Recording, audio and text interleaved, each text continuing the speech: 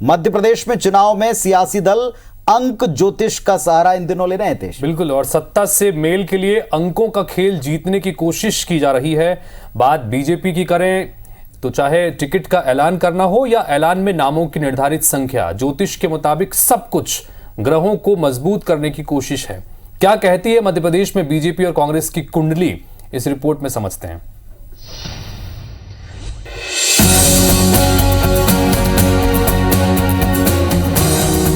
सितारों की चाल, अंकों का खेल, ज्योतिष कराएगा सत्ता से मेल। जी हां, मध्य प्रदेश के सियासी संग्राम में सियासी दल हर हाल में सत्ता पाने के लिए ज्योतिष और अंक ज्योतिष का भी सहारा ले रहे हैं। बीजेपी की जारी की गई प्रत्याशियों की 2 लिस्ट में 39 नाम ही क्यों थे, इसके कारण तक पहुंचने की हमने कोशिश की। हमारे सहयोगी नवीन सिंह ने इस सवाल का जवाब तलाशा और बात की ज्योतिषाचार्य पंडित अरविंद तिवारी से। भारतीय जनता पार्टी जो कि मिथुन लग्न और वृश्चिक राशि की पार्टी है। मिथुन लग्न यानी लग्न का जो अंक है वो 3 है, राशि यानी वृश्चिक, उसका जो स्वामी ग्रह है यानी उसका अंक होता है वो 9 का अंक होता है। 9 का अंक यानी मंगल का अंक है, जो कि छठे भाव यानी शत्रु का विनाश कैसे किया जा सकता है। छठा भाव यदि मजबूत हो गया तो आपका विरोधी आपके सामने नतमस्तक हो जाएगा। आप उसको जोड़ेंगे तब भी वो अंक जो आता है वो 3 का ही अंक आता है, यानी गुरु को मजबूत करना है। सप्तम भाव जहाँ से जनता वोट डालती है, यानी जनता जिस प्रकार से आपके पक्ष में आएगी उसके लिए गुरु का मजबूत होना बेहद जरूरी। कुल मिलाकर गुरु को मजबूत करने की कोशिश बीजेपी कर रही है, लेकिन क्यों, ये भी जानिए। यदि गुरु कमजोर होगा तो आप राजनीति में ना तो बोल पाएंगे, ना ही जनता को और अपने वोटर को आप आकर्षित कर सकते हैं। उसके लिए गुरु का मजबूत होना जरूरी है। अच्छा, गुरु कब तक वक्री है? 31 दिसंबर तक। तो उसको मजबूत करने के लिए अंक ज्योतिष की मदद ले रहे हैं। मध्य प्रदेश की राशि कन्या है और भारतीय जनता पार्टी मिथुन लग्न की पार्टी है, तो वह उसको मालूम है कि नवंबर के महीने में बुध वक्री और अस्त दोनों ही होता है। तो वो आप देखेंगे कि चुनाव की कुछ ऐसी तारीखें घोषित होंगी जो कि भारतीय जनता पार्टी के बहुत फेवरेबल तारीख होंगी। बीजेपी की दूसरी लिस्ट में कई केंद्रीय नेताओं के भी नाम हैं। इनमें सीएम कैंडिडेट वाले नेता भी हैं। जानते हैं क्या कहती है इनकी कुंडली। मनी कैलाश विजयवर्गीय की मेष लग्न और मिथुन राशि की कुंडली है। बेहद मजबूत कुंडली मानी जाती है, लेकिन ये बात कहना गलत होगा कि नरेंद्र सिंह जी की कुंडली में कमजोरी है, बिल्कुल नहीं है। दोनों की कुंडली मैं 1 नंबर पर नरेंद्र सिंह जी और कैलाश जी दोनों को ही रखूंगा। दोनों की कुंडलियां बेहद भारी हैं।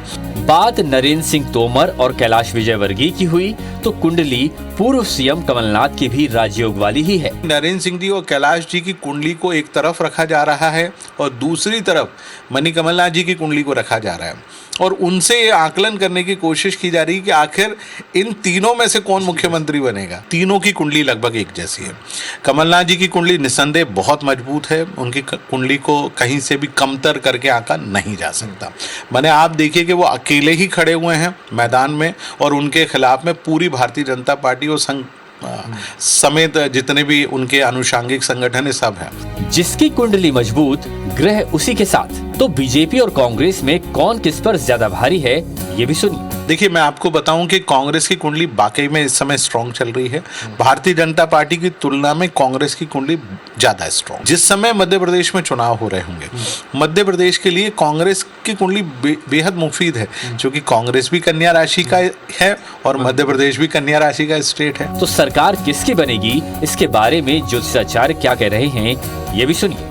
तो अब इस बात का निर्धारण आप कैसे करेंगे कि आखिर इनमें से जीतेगा कौन?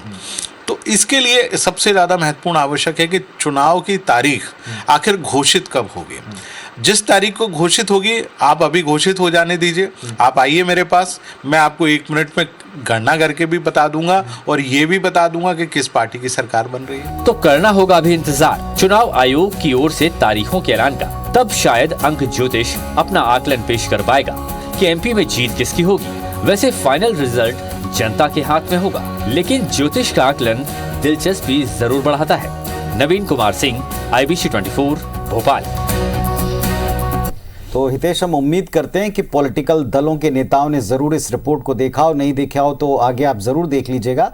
और ये पूरा गणित बता रहे हैं, तारीखों का क्या तालमेल है, नेताओं की क्या कुंडली है, किसके योग प्रबल हैं। अब अगर इसी आधार के ऊपर चीजें तय हों तो फिर शायद आगे कुछ और दिखे। गुरु पर बड़ा फोकस उनका था कि गुरु जो है वो 31 दिसंबर तक वक्री हैं।